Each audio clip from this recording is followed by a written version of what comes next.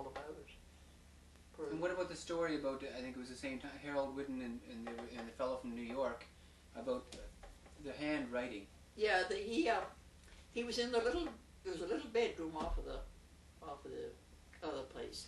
There's a table there. And he started writing. But Dan McGilvery told me that himself. Dan was there too, my cousin.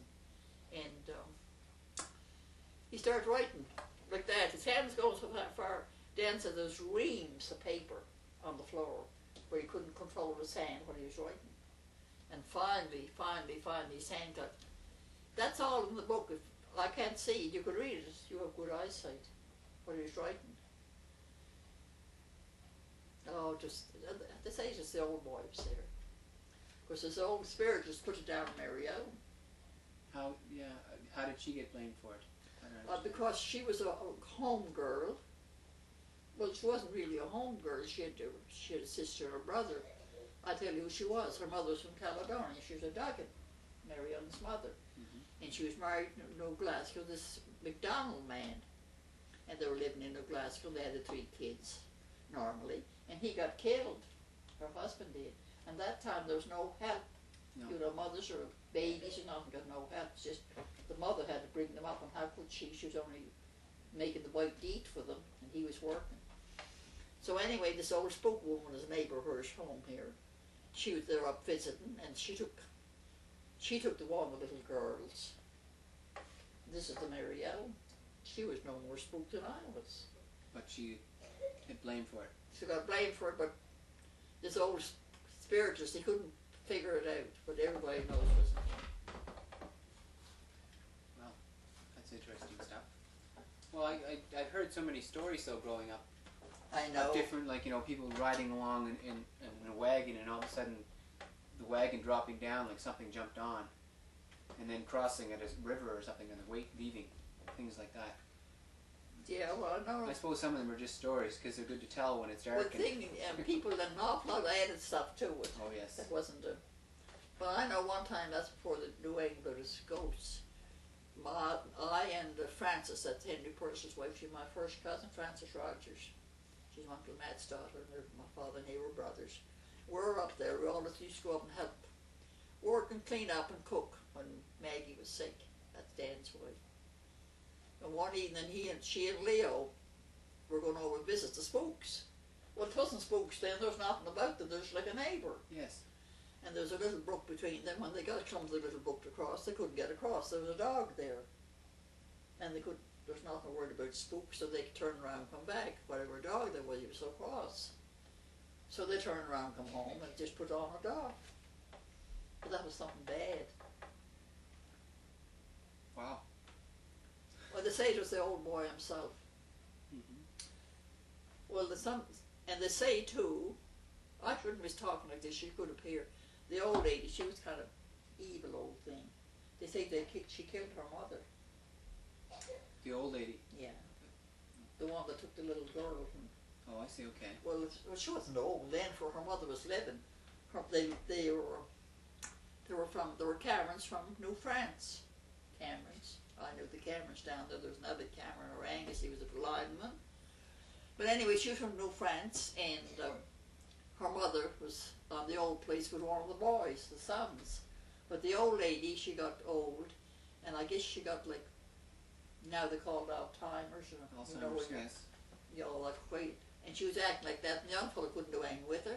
So he was going to send her to the poorhouse at West River. At that time there was a poorhouse with these people.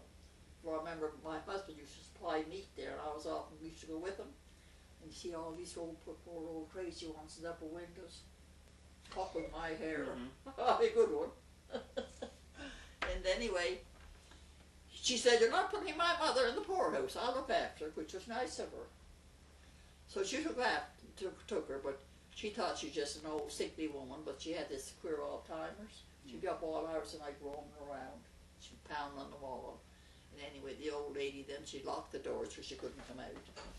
But anyway, she'd be hollering in there and screeching like they are, the old Alzheimer's.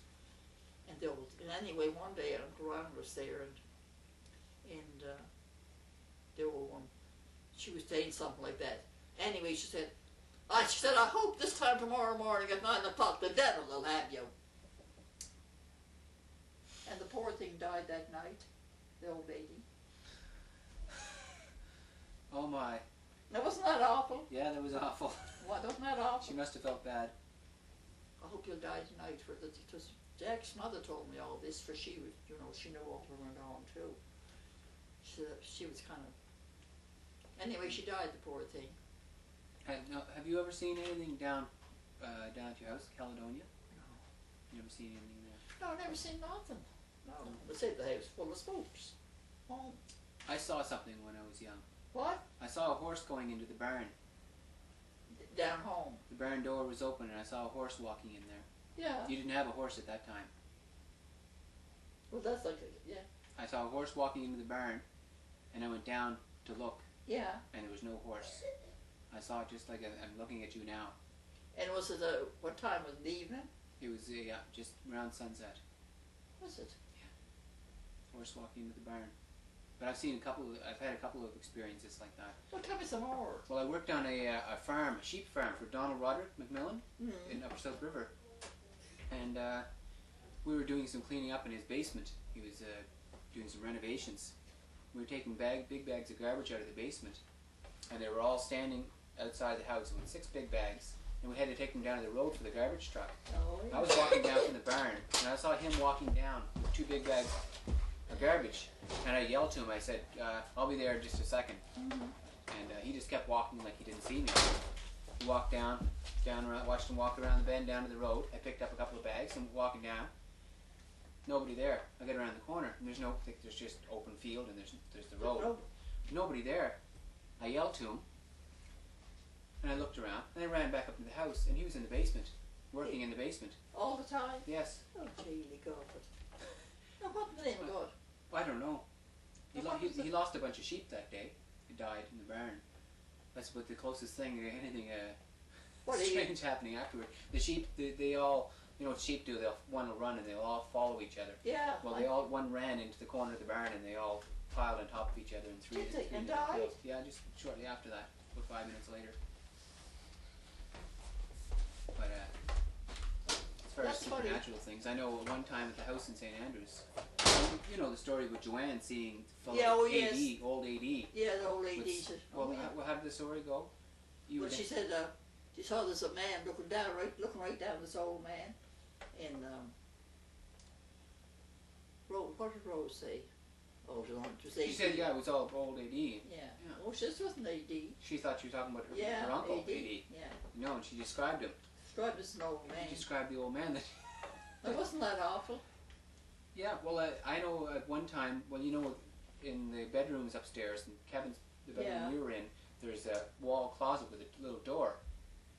I was lying in my bed and against the door, and the bed moved about 6 inches, and the door opened. What? One night, I couldn't get out of bed. I just stayed there for the night. It took me quite a while to fall asleep, and I yelled. Kevin was there, and Lorraine was downstairs, and I was yelling to them.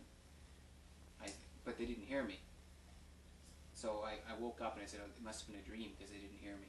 I must be dreaming. Sure enough, the bed was moved out and the door was open, but there was nothing against it to move it. I was about 17 then. Yeah.